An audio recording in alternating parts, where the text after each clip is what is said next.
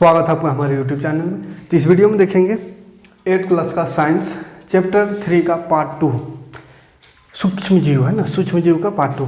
Part 1 में क्या क्या देखे थे थोड़ा सा रिवाइज कर लेते हैं। पार्ट 1 ना देखे तो देख लीजिएगा ताकि ये और अच्छे से समझ में आ जाए। पार्ट 1 में समझे थे कि सूक्ष्म जीव क्या होता है। तो सूक्ष्म जीव क्या है, बहुत ही सूक्ष्म जीव होता है जिसको हम नंगी आंखों से नहीं देख पाते हैं।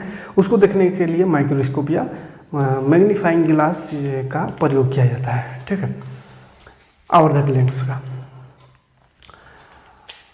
सूक्ष्म जीव में जीवाणु, बैक्टीरिया एक ही चीज़ है। जीवाणु जिसको इंग्लिश में बैक्टीरिया कहते हैं, कवक जिसको फंजाई कहते हैं, जीवाणु, बैक्टीरिया, प्रोटोजोआ, ये सब आता है, ठीक है। और सूक्ष्म जीव पढ़े थे कि हमारे लिए उपयोगी भी है, हानिकारक भी है। उपयोगी कैसे है, तो ये हमारे जो कुछ खाने का चीज़ जो बनता है, जलेबी, इडली, डोसा, इडली, जलेबी, धूसका, ये सब बनाने में ईस्ट का प्रयोग होता है। ईस्ट एक सूक्ष्म जीव है। सूक्ष्म जीव से ही ईस्ट रहता है। ईस्ट बाजार में मिल जाता है लेकिन वो एक सूक्ष्म जीव ही है ना, सूक्ष्म जीव से ही बनता है वो। तो ईस्ट एक सूक्ष्म जीव है जिससे कि खाने वाली चीज़ों को बनाया जाता है, उसको स्पंजी बनाया जाता है, उसको फुलाया जाता है ना, स्वादिष्ट बनाया जाता है।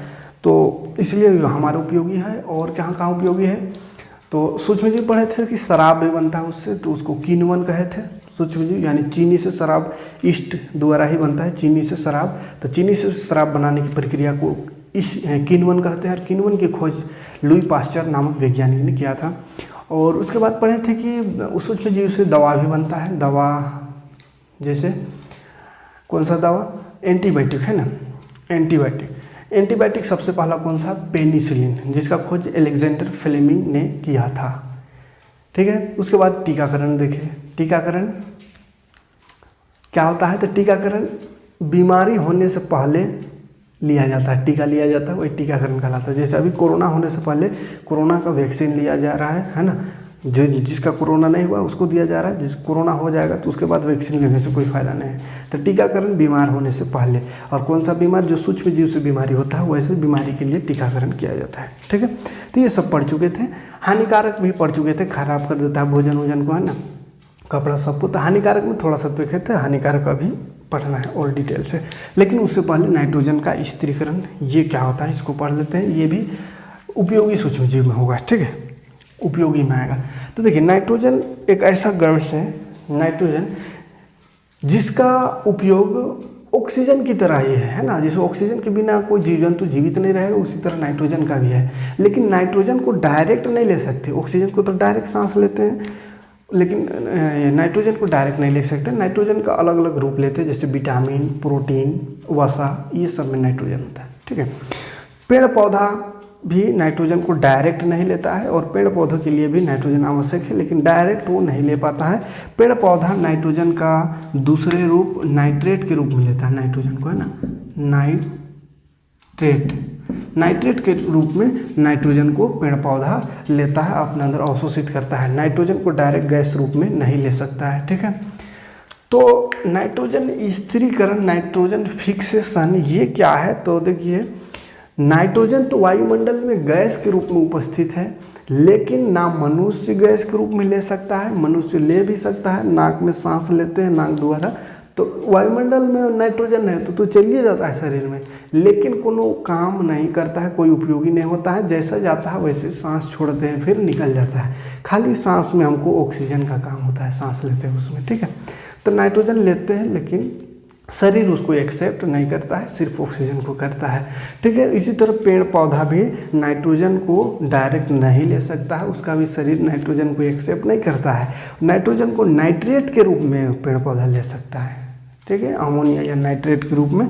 तो ये नाइट्रेट कोई बनाएगा और उसको देगा तब ना, नहीं तो नाइट्रोजन कितना है तो उसका कोई फायदा नहीं है ना। 78% नाइट्रोजन है वायुमंडल में, लेकिन डायरेक्ट नहीं ले सकते, ना जीव जंतु ना पेड़ पौधा। तो देखिए, एक जीवाणु होता है, एक जीवाणु होता है जो कि पेड़ पौधा का मटर या चना का पौधा को उखाड़िएगा तो उसका जड़ में, है ना, इसका जड़ में यहाँ पर लास्ट में ऐसा गुठली दिखेगा, सफ़ेद है ना, जड़ के लास्ट में छोटा छोटा सफ़ेद दाना टाइप का दिखता है। इसी में राइजोबियम जीवाणु पाया जाता है, राइजोबियम जीवाणु। तो ये जो राइजोबियम जीवाणु है, सूक्ष्म जीव है ना, जीवाणु है तो सूक्ष्म जीव ही होगा। तो ये राइजोबियम जीवाणु क्या करता है, ये नाइट्रोजन को नाइट्रेट में बदल देता है, नाइट्रोजन को नाइट्रेट में बदल देता है राइजोबियम नामक जीवाणु। और ये जो नाइट्रेट है वो तो मिट्टी में घुल जाता है, और इस मिट्टी से फिर नाइट्रेट को पेड़ पौधा जड़ के माध्यम से अपने में ले लेता है, जड़ के माध्यम से शरीर के अन्य भागों तक नाइट्रेट पहुंच जाता है पेड़ पौधों में। ठीक है, तो नाइट्रोजन का स्थिरीकरण किसको कहते हैं, तो ये जो नाइट्रोजन का नाइट्रेट में परिवर्तन हो रहा है राइजोबियम जीवाणु द्वारा, इसी प्रक्रिया को नाइट्रोजन का स्थिरीकरण कहते हैं। आया बात समझ में।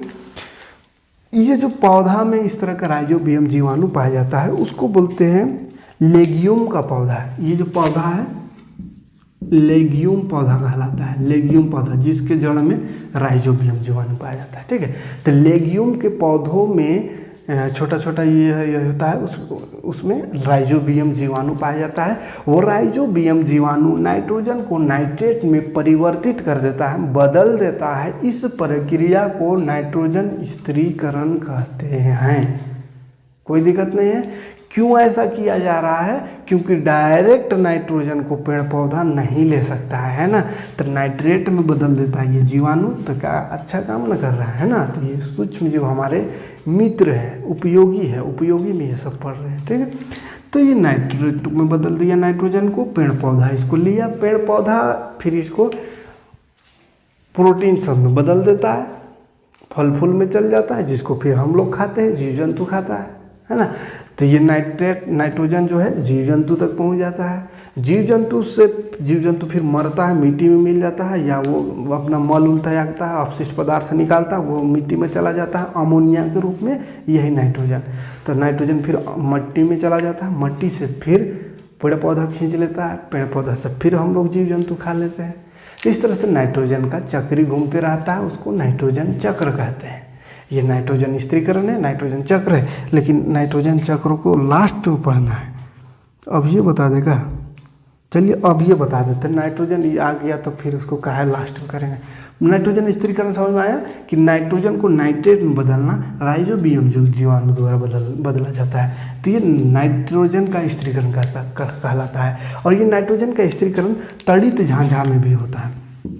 तड़ित किसको कहते हैं, तड़ित यानी बिजली कड़कता है ना, बिजली कड़कता है, तो बिजली के कड़कने से भी नाइट्रोजन जो वायुमंडल का है वो नाइट्रेट में बदल जाता है। ठीक है, तो बिजली कड़कने से, लेकिन बिजली तो बार बार नहीं ना कड़केगा। तो ये राइजोबियम जीवाणु इसको बदलेगा नाइट्रेट में, नाइट्रेट से फिर वो पौधा में जाएगा, पौधा से जंतु में। ठीक, तो ये नाइट्रोजन का स्थिरीकरण में कोई दिक्कत नहीं है। अगर आप इसके भी लिखना चाहें तो स्क्रीन में दिखा दे रहे हैं, उससे लिख लीजिएगा। नाइट्रोजन चक्र या नाइट्रोजन साइकिल, देखिए समझिए, नाइट्रोजन चक्र नाम है, उसी से पता चल रहा है चक्र माने गोल चक्री साइकिल है। तो नाइट्रोजन चक्र किसको कहते हैं, तो नाइट्रोजन बोले कि पेड़ पौधा जीव जंतु सभी के लिए इम्पोर्टेंट है, लेकिन डायरेक्ट नाइट्रोजन नहीं ले पाएगा कोई, है ना। तो क्या करता है, नाइट्रोजन को तो नाइट्रेट में बदलना पड़ता है, फिर नाइट्रेट को पौधा लेता है। नाइट्रेट में बदल रहा था कौन, राइजोबियम जीवाणु, और उस प्रोसेस को कहे थे नाइट्रोजन का स्थिरीकरण। अब ये जो मिट्टी में गया नाइट्रेट के रूप में, नाइट्रेट को पौधा लिया, पौधा से जंतु, जंतु से फिर मिट्टी में चल जाता है। चाहे तो जंतु मर उड़ गया तो मिट्टी में गया, या उसका अपशिष्ट पदार्थ जो निकला पेशाब पैखाना के रूप में, तो वहाँ भी अमोनिया होता है, नाइट्रोजन का ही रूप होता है, नाइट्रोजन अमोनिया में भी होता है ना। तो अमोनिया के रूप में हम लोग छोड़ देते हैं उसको, मिट्टी में नहीं जाता है, फिर मिट्टी से उस अमोनिया फिर पेड़ पौधा लेता है, नाइट्रेट में बदल के, फिर नाइट्रेट वो पेड़ पौधा से फिर जीव जंतु से। तो इस तरह का गोल गोल चक्री घूमते रहता है। इसी प्रोसेस को नाइट्रोजन चक्र कहते हैं। ठीक है, तो नाइट्रोजन का वायुमंडल से मिट्टी, मिट्टी से पौधा, पौधा से जंतु, और जंतु से फिर मिट्टी में चला जाना, यानी पूरा गोल गोल घूम गया, तो इसी को नाइट्रोजन चक्र कहते हैं। ठीक है, नाइट्रोजन चक्र में और दो प्रोसेस होता है, इसको भी याद रखिएगा। एक नाइट्रीकरण होता है, नाइट्रीकरण, और एक होता है अनाइट्रीकरण, करण, ये दो चीज को समझिए। नाइट्रोजनी जीवाणु, कुछ जीवाणु को नाइट्रोजनी जीवाणु कहते हैं। नाइट्रोजनी जीवाणु क्या करता है, अमोनिया को नाइट्रेट में बदल देता है, नाइट्रेट में। तो अमोनिया को नाइट्रेट में बदल देना ही नाइट्रीकरण कहलाता है। ध्यान दीजिएगा, इससे पहले जो पढ़े थे वहाँ पे नाइट्रोजन जो था, नाइट्रोजन को नाइट्रेट में बदला जा रहा था, नाइट्रेट में। तो नाइट्रोजन को नाइट्रेट में बदलना स्थिरीकरण कहलाता है, नाइट्रोजन का स्थिरीकरण यानी फिक्सेशन। इससे पहले जो देखे, और ये नाइट्रोजन कहाँ, वायुमंडल वाला नाइट्रोजन को नाइट्रेट में बदल दे रहा था जीवाणु, राइजोबियम जीवाणु, तो उसको कहेंगे स्थिरीकरण। और अगर अमोनिया को नाइट्रेट में बदल दिया जाए तो उस प्रक्रिया को नाइट्रीकरण कहते हैं। तो अमोनिया को नाइट्रेट में कौन बदलता है, तो नाइट्रोजनी जीवाणु। और ये अमोनिया कहाँ से आता है, तो अमोनिया जीव जंतुओं के मल मूत्र में अमोनिया पाया जाता है। तो उसमें अमोनिया है, वो मिट्टी में मिल गया, तो अमोनिया, उस अमोनिया को भी डायरेक्ट पेड़ पौधा नहीं ले लेता है, उसको नाइट्रेट में बदल देता है। पेड़ पौधा नाइट्रेट रूप में ही नाइट्रोजन को लेता है। तो अमोनिया जो हम लोग छोड़ दिए पेड़ पौधा में चल गया, जीव जंतु द्वारा पेड़ पौधा में जमीन में मिट्टी में चल गया, तो मिट्टी में नाइट्रोजनी जीवाणु भी रहता है। वो जीवाणु अमोनिया को खा पी करके नाइट्रेट बना देता है, और नाइट्रेट को फिर पेड़ पौधा ले लिया, और पेड़ पौधा से फिर जंतु में आ गया, ठीक है। और फिर अनाइट्रीकरण क्या होता है, तो कुछ जीवाणु होता है जिसको अनाइट्रोजनी जीवाणु कहते हैं, अनाइट्रोजनी जीवाणु। अनाइट्रोजनी जीवाणु जो है ये नाइट्रोजन को पुनः वायुमंडल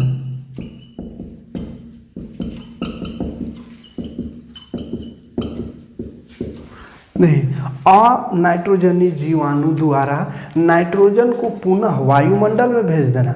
देखिए, अभी तक दो जीवाणु जो पड़े थे वो वायुमंडल से नाइट्रोजन को एक ठो नाइट्रेट बना रहा था जो पेड़ पौधा के लिए कामगर था।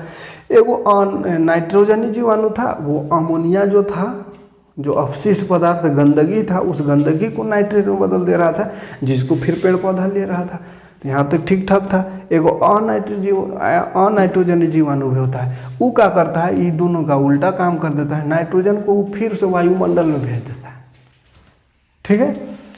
तो वायुमंडल से नाइट्रोजन को वायुमंडल में पुनः भेज देना अनाइट्रीकरण कहलाता है।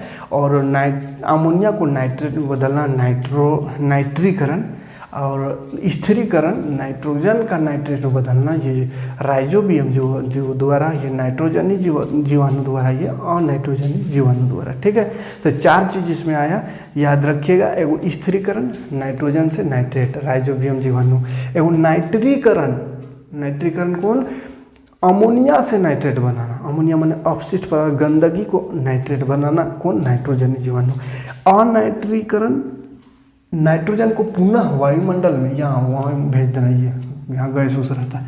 और नाइट्रोजन चक्र क्या, तो ये सब चक्री जो घूम रहा है, यहाँ से वहाँ, जंतु से पौधा, जंतु से मिट्टी में, मिट्टी से पौधा में, पौधा से वायुमंडल, इस तरह से जो गोल गोल घूम रहा है वही हो गया टोटल प्रोसेस नाइट्रोजन चक्र। कोई दिक्कत नहीं, समझ में आया होगा। आगे बढ़ते हैं। तो ये सब देख लिए उपयोगी है ना।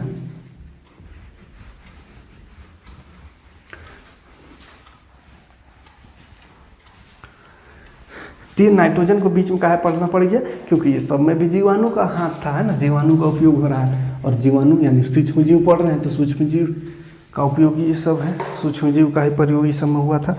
अब देखते हैं सूक्ष्म जीव हमारे लिए शत्रु कैसे है। सूक्ष्म जीव हमारे शत्रु कैसे हैं, ऐसे इसको पार्ट 1 में भी समझाया था थोड़ा बहुत। शत्रु कैसे हैं, तो वही खाने वाला चीज़ सब में अगर सब उग गया, कवक उग गया, बैक्टीरिया, तो खराब कर देता है भोजन को, कपड़ा को भी खराब कर देता है, जूता चप्पल को खराब कर देता है, चमड़ा वाला है तो बीमारी भी पैदा कर देता है, तो इसलिए खराब है। तो जनरली तो है हानिकारक भी, तो वो सब जानते हैं, लेकिन यहाँ पे बेसिकली समझना है बीमारी कैसे कैसे इससे होता है सूक्ष्म जीव से, ठीक है। तो सूक्ष्म जीव से एक बीमारी होता है जिसको संचरणीय रोग कहते हैं, संचरणीय रोग, संचरणीय रोग, कम्युनिकेबल डिजीज, कम्युनिकेबल डिजीज। ये कम्युनिकेबल डिजीज या संचरणीय रोग क्या होता है? देखिए, वैसी बीमारी, संचरण माने चलना, फैलने वाला बीमारी, वैसी बीमारी जो सूक्ष्म जीव द्वारा एक संक्रमित व्यक्ति से स्वस्थ व्यक्ति तक पहुंच सकता है, फैल सकता है, वैसे बीमारी को संचरणीय रोग कहते हैं। कौन सा बीमारी? तो जो सूक्ष्म जीव द्वारा संक्रमित व्यक्ति से स्वस्थ व्यक्ति तक फैलने वाला बीमारी, फैलने वाला रोग। तो जो सूक्ष्म जीव द्वारा संक्रमित माने बीमारियां से अच्छा आदमी में फैल जाए, वैसे बीमारी को संचरणीय रोग कहते हैं। फैलता क्या क्या चीज़ से है? तो फैलता है वायु द्वारा, भोजन द्वारा, जल द्वारा भी फैल सकता है, जल द्वारा, और क्या? शारीरिक संपर्क द्वारा, शरीर का टच, जैसे अभी कोरोना छू लो हो फैल जाता है? वायु से फैलता, भोजन से, जल से, शरीर संपर्क से, और क्या? ब्लड, खून से, रक्त से, है ना। जैसे कोई संक्रमित व्यक्ति है, उसका खून को चढ़ा दिया जाए अच्छा व्यक्ति में, तो वहाँ से भी फैल सकता है। ठीक है, तो ये सब कारक जहाँ से जा सकता है वो सब है ना, वायु से, भोजन से, जल से, शारीरिक संपर्क, रक्त से, ये सब द्वारा, यही सब से ये सूक्ष्म जीव का जो बीमारी होता है संचरणीय रोग वो फैलता है। ठीक है, अच्छा, ये सबसे फैलता है। और क्या चीज़ इसमें, कौन कौन सा बीमारी होता है?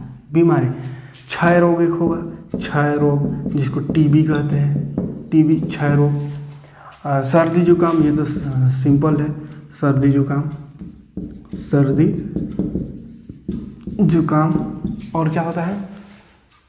चेचक, चिकन पॉक्स जिसको कहते हैं, हैजा। तो ये सब बीमारी फैलने वाली बीमारी है। ठीक है, अभी के दौर में कोरोना, है ना, तो ये सब फैलने वाली बीमारी है। फैलने कहाँ से? यहाँ से फैल सकता है। ठीक है, अब देखिए, रोग कारक एक होता है, इसको याद रखिएगा, रोग कारक कहा हुआ। देखिए, रोग कारक, वैसे सूक्ष्म जीव जिससे रोग उत्पन्न होता है उसको रोग कारक कहते हैं, बस, है ना। ऐसे सूक्ष्म जीव जिससे रोग उत्पन्न होता है। ठीक है, सूक्ष्म जीव जिससे रोग उत्पन्न होता है। अच्छा, सूक्ष्म जीव जिससे रोग उत्पन्न होता है उसको रोगाणु कहते हैं। उल्टा लिख दिए, रोगाणु, है ना, रोगाणु किसको कहते हैं? तो सूक्ष्म जीव है ये भी, जिससे रोग उत्पन्न होता है ना। ये फंगस हो गया, बैक्टीरिया, सब भी रोगाणु कहलाएगा जब उससे बीमारी होगा। ठीक है, तो रोगाणु, रोग उत्पन्न करने वाले सूक्ष्म जीव को रोगाणु कहते हैं। रोग वाहक, रोग कारक ने रोग वाहक किसको कहेंगे? तो रोग वाहक उसको कहते हैं जो बीमारी को ले जाता है। वाहक माने लेके जाने, ढोके ले जाने वाला। मक्खी हो गया, मच्छर, ये सब रोग वाहक है, यानी बीमारी को ले जाता है ना। मक्खी जैसे गंदगी में बैठा, गंदगी कचरा उचरा में बैठ के भोजन में बैठ गया, भोजन में छोड़ दिया, वहाँ पे बैक्टीरिया सब हानिकारक उसको खा गए तो बीमार हो गए। मच्छर काट के प्रोटोजोआ छोड़ जाता है, प्रोटोजोआ से मलेरिया हो जाता है। एडिस मच्छर है तो वायरस छोड़ जाता है, उससे डेंगू हो जाता है, चिकनगुनिया हो जाता है। ठीक है, तो ये सब रोग वाहक इसको कहते हैं। ठीक है, और रोगाणु कहते हैं सूक्ष्म जीव वैसे जो जिससे बीमारी होता है वैसको रोगाणु। ठीक है, और कौन कौन सा बीमारी? तो ये जनरली बीमारी और सब बहुत है, लेकिन ये सब जनरली याद रखिएगा। टीबी किससे होता है? तो टीबी देखिए, ट्यूबरक्यूलोसिस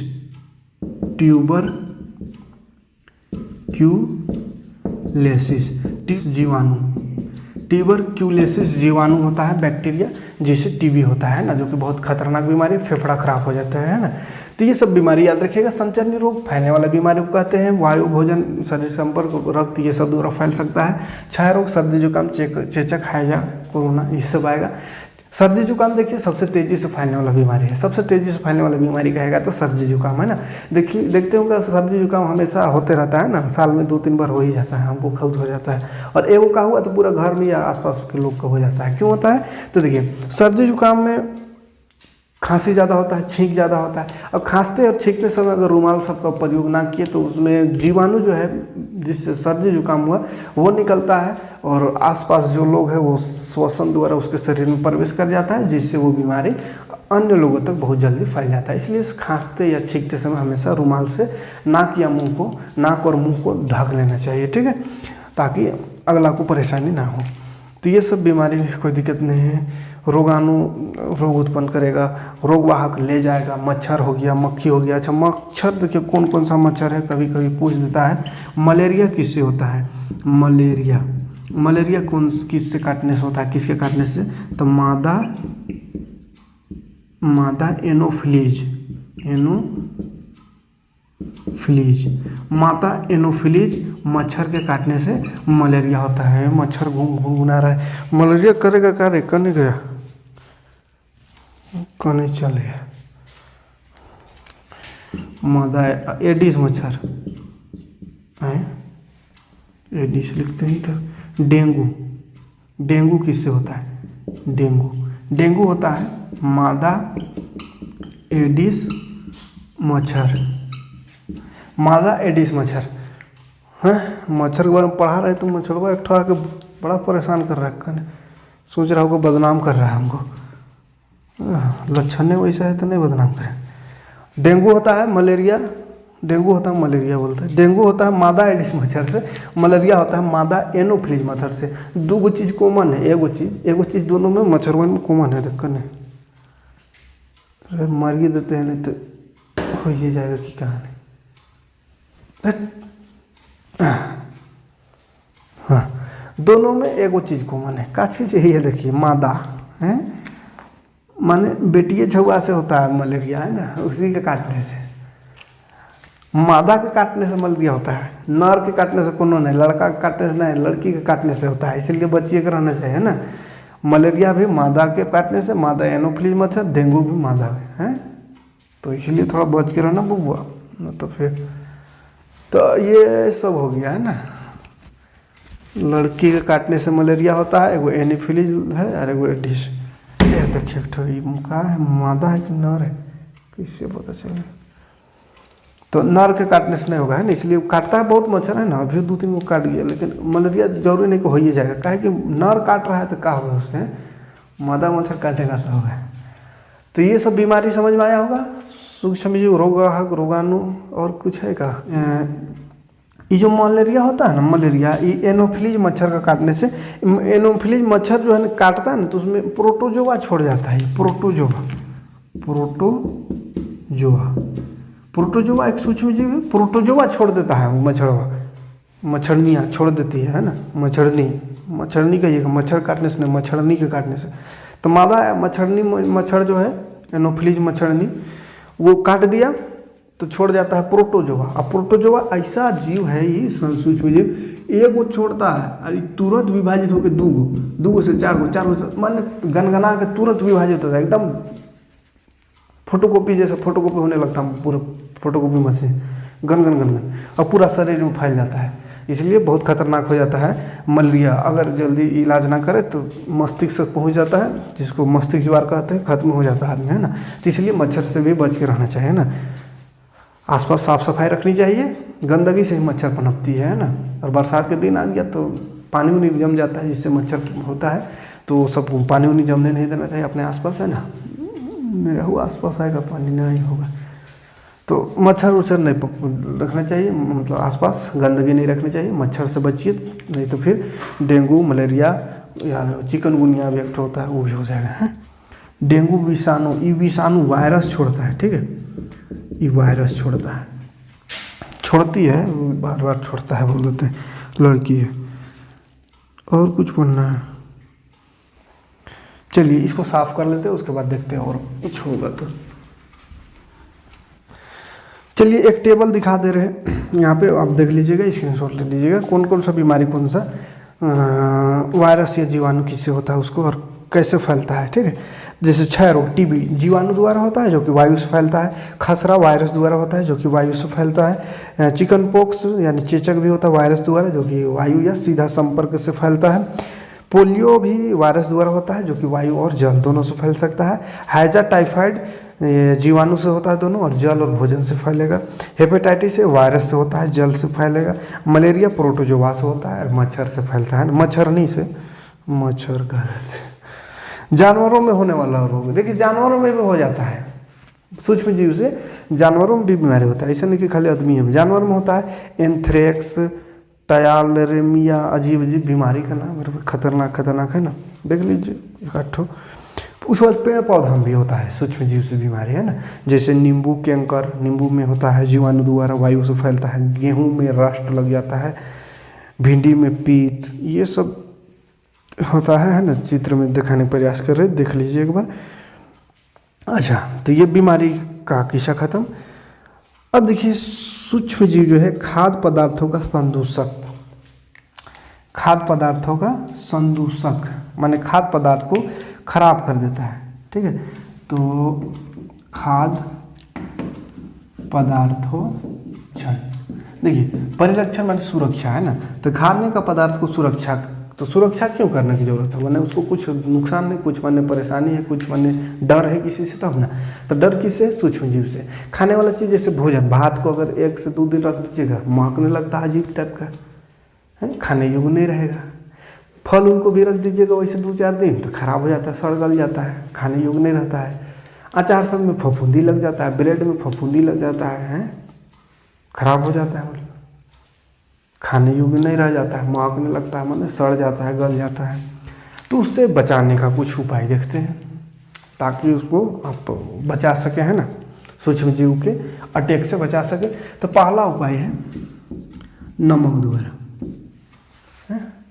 नमक द्वारा। इसको, इसमें किस किस चीज़ को बचाया जा सकता है, मांस और मछली, मछली लिखा रहा है, मछली लिख रहे, मांस और मछली और अचार भी।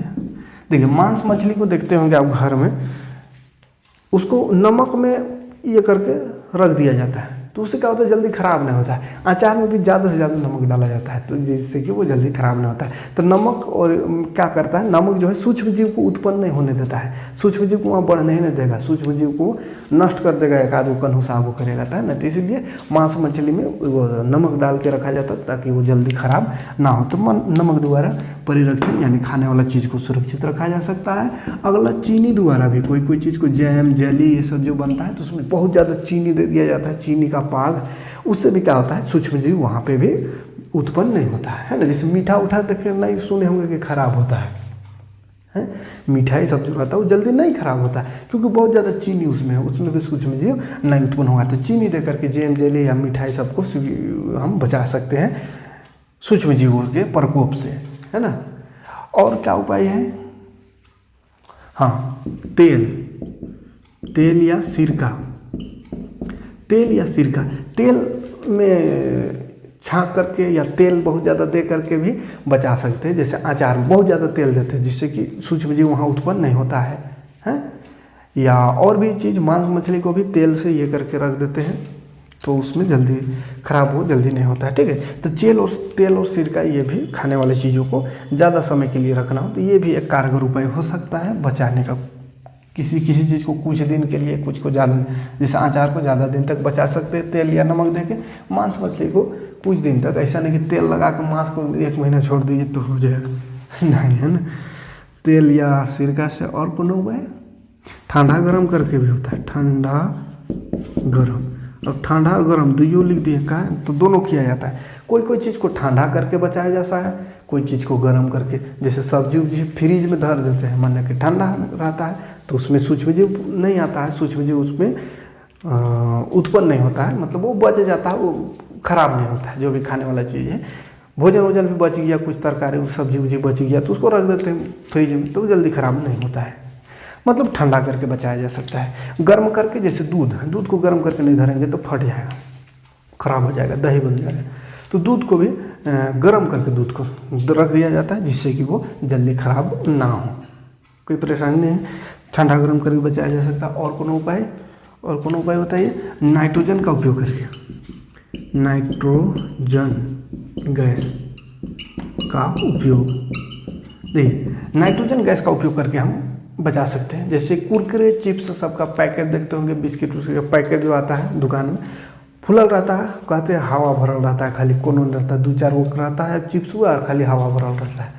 तो हवा क्यों भरल रहता है? कौन सा हवा रहता है? उसमें नाइट्रोजन रहता है ना, नाइट्रोजन रहता है। इससे क्या है कि उसके अंदर जो भी खाने वाला चीज़ है वो सुरक्षित रहता है। उसी में देखिए छेदा तनी को कर दीजिएगा और उसको सुखा दीजिए, उसके बाद उसमें फूंक के भर दीजिए या अपना छोड़ दीजिए, तो उसमें ऑक्सीजन भर जाएगा या कार्बन डाइऑक्साइड भर जाएगा। तो ऑक्सीजन उसमें गया तो वो खराब हो जाता है, माने कोनो दूसरा गैस गया तो खराब हो जाता है, मसुआ जाता है ना यार, खाते हैं तो चमसो लगता है अजीब अजीब, तो खराब हो जाता है। तो उसमें नाइट्रोजन भर दिया जाता है ताकि वो सुरक्षित रहे। तो नाइट्रोजन गैस ऐसा गैस है जिससे खाने वाली चीज़ों को ज़्यादा समय तक अच्छा सुरक्षित रखा जा सकता है। ऑक्सीजन के संपर्क में आने से वो खराब हो जाता है, ठीक है। तो ये नाइट्रोजन एक बचाने का उपाय हुआ। और कोनो उपाय है? कई उपाय बता दिए, 5 उपाय बताइए दिए। अच्छा, एक ठो और उपाय है, दूध का पैकेट। दूध जैसे घर में उपयोगी के लिए तो गर्म करके रख देंगे तो 1-2 दिन के लिए ठीक है, लेकिन दूध जो पैकेट में आता है वो वाला पैकेट तो डेयरी में जाता है, वहाँ से पैकेजिंग के लिए कहीं जाता होगा कि वहीं पैकिंग होता पता नहीं है, तो वहाँ तो लाखों लीटर दूध ना रहता होगा। और वो तुरते अभी दूध के लाए दूध और तुरते तो नहीं बिक जाता होगा, तुरते तो उसको उपयोग नहीं किया जाता होगा। उसको पैकेजिंग करके उसको फिर टैग लगा कर, माने कुछ दिन लगता होगा उसको मार्केट तक पहुंचने में, मार्केट से फिर लोग तक पहुंचने में, लोग से फिर उसको यूज करेगा, उसमें 8-10 दिन तक लग ही जाता होगा। तो 8-10 दिन तक दूध हुआ को कैसे उसको सुरक्षित रखा जाए? तनिक ना था डेगची में, उसको तो गर्म करके धर दिए तो घर वाला में तो सुरक्षित है, लेकिन उसमें लाखों लीटर है। अब उतना को क्या उपाय है? तो उसके लिए एक उपाय होता है जिसको कहते हैं पाश्चीकरण। यहाँ देखिए, पाश्चीकरण, पाश्चुरीकरण, पाश्चीकरण, कैसा लिखे रे भाई, पाश्चुरीकरण, हाँ अभी ठीक लिखा है, पाश्चुरीकरण। पाश्चुरीकरण क्या होता है? देखिए पाश्चुरीकरण लुई पाश्चर ने दिया था, लुई पाश्चर याद कीजिए। तो और क्या बताया था ये? लुई पाश्चर अभी वो बताए थे शुरू में, और कल का भी मतलब इसका पार्ट 1 भी बताए थे। लुई पाश्चर किण्वन का खोज किया था, मैंने शराब बनाने का उपाय यह दिया था। तो लुई पाश्चर क्या किया? पाश्चीकरण करने का उपाय यही बताया था, और यही बताया था शराब बनाने का उपाय भी। देखिए कैसा आदमी है, एक तरफ शराब बनाना सिखा रहा है और दूसरा तरफ दूध को कैसे सुरक्षित रखा जाए उसका भी उपाय बता दिया। अब ऑप्शन आप लोग के पास मौजूद है, ये दोनों ऑप्शन दे के गया है कि भैया एकरा शराब पीना है तो शराबो बनाने का हम उपाय दे दिए हैं, और जिसको दूध पीना है तो दूध को कैसे सुरक्षित रखे उसका उपाय दे दिया। अब तुम्हारा मर्जी, तू क्या करता है, क्या पीता है, शराब पीता है कि दूध पीता है ना। तो पाश्चीकरण क्या बताया था इसमें? देखिए दूध को देखा कि ज़्यादा दिन तक कैसे रखा जाए, तो उसके लिए उसने बोला ना कि दूध को कुछ स्पेशल तापमान पर, जैसे 70 डिग्री सेल्सियस तापमान पर अगर हम 15 से 30 सेकेंड तक दूध को रख दें, गर्म कर दें 70 डिग्री तापमान पर 15 से 30 सेकेंड तक गर्म करना है, ज़्यादा देर नहीं, 15 से 30 सेकेंड, तो उसी को पाश्चीकरण करें, वो पाश्चीकृत हो गया। तो पाश्चीकरण का कौन दूसरा चीज़ नहीं, इसका नाम में नहीं देख रहे, पाश्चर है तो पाश्चरीकरण उसी से जोड़ दिया। मैंने इसे गर्म करने का उपाय बताया, तो गर्म करने को क्या कहेगा, तो कह दिया हमारे नाम लेगा यहाँ पे, पाश्चीकरण कहेगा, गर्म करना नहीं कहेगा, है ना। हम लोग घर में करते हैं थोड़ी कहते हैं पाश्चीकृत कर रहे हैं, गर्म कर रहे हैं, लेकिन वो बोल दिया कि इतना डिग्री में गर्म करो इतना सेकंड के लिए, और गर्म करना नहीं कहो, उसको कहो हमारा नाम लो वहाँ पे, लुई पाश्चरीकरण कहो, तो लुई हटा के खाली पाश्चरीकरण का हुआ रहा है ना, तो इसीलिए पाश्चीकरण कहते हैं। खैर ये बताया था उपाय, तो नाम थोड़ा लिया जाता है, तो पाश्चीकरण यही है, ठीक है। 70 डिग्री में 15 से 30 सेकंड तक दूध को गर्म करना। अब देखिए समस्या है कि घरवा में है तनी गुन दूध तो गर्म हो गया, कोई दिक्कत नहीं। 70 डिग्री पे 15 से 30 सेकेंड तक जो गर्म करने बोल रहा है, मान के चलिए वहाँ लाखों लीटर है दूध, तो बड़का जो कंटेनर में ना दूध होगा, तनी को डेगची में तो नहीं ना होगा। अब यहाँ इसको हम आग लगा दिए, हीट दिए, चूल्हा में चढ़ा दिए, तो ये 15 सेकेंड तो यहाँ पे तुरंत हो जाएगा, होगा कि नहीं। और गर्मिया को यहाँ तक पहुँचने के लिए तो इधर वाला में आधा घंटा 1 घंटा लग जाएगा, मान चलिए आधा घंटा।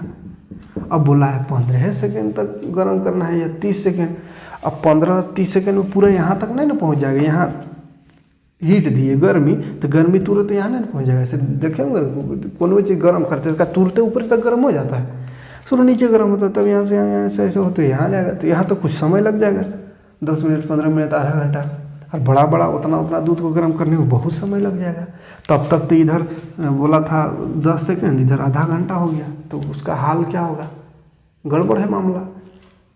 तब का उपाय है, तब देखिए का उपाय किया जाता है। ये जो कंटेनर है ना, इसमें आग नहीं लगाया जाता है, इससे एक नली से बाहर इधर दूसरा कंटेनर जोड़ दिया जाता है, इस नली से होके यहाँ दूध गिरेगा। अब इन नली में क्या कर दिया जाता है, बिचवा में एगो हीटर लगा दिया जाता है, हीटर, और उससे पहले एगो पंखा।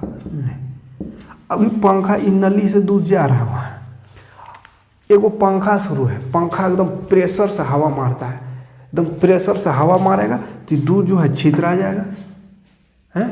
दूध को हवा मारेंगे तो छितराएगा ना, जैसे पानी मुंह में लेकर फूल करते हैं तो कैसे फुहारा निकलता है, तो वैसे इधर से हवा मार रहा है, इधर से पानी थोड़ा थोड़ा जा रहा था दूध, उसमें हवा मार दिया एकदम तेजी से, तो फुरले फुहारा बन के इसमें हीटर में टकराता है। अब एक के झड़क में एक के बार टकराया, गर्म हो गया।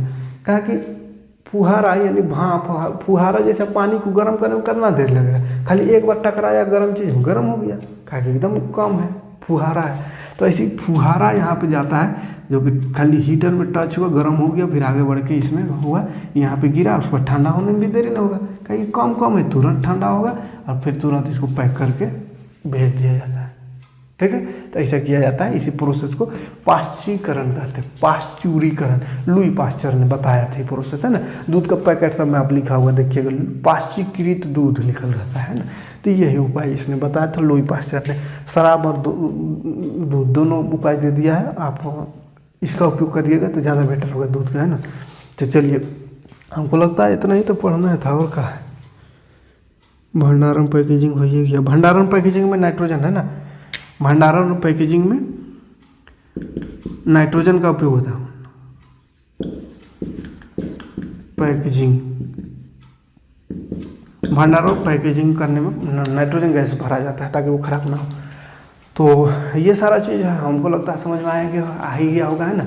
तो चलिए, वीडियो को थोड़ा शेयर जरूर कीजिएगा, है ना, कि थोड़ा कम व्यूज आता है, कम लोग देखते हैं, तो थोड़ा हमको भी मन नहीं लगता है। तो थोड़ा वीडियो को शेयर कीजिए ना, ज़्यादा से ज़्यादा लोग तक शेयर कीजिए, ताकि ज़्यादा से ज़्यादा स्टूडेंट जुड़ जाए, सब क्लास करें बढ़िया से, तो हमको भी अच्छा लगेगा और जल्दी जल्दी क्लास ले पाए, है ना। तो चलिए, मिलते हैं नेक्स्ट वीडियो में इसका क्वेश्चन आंसर लेकर के।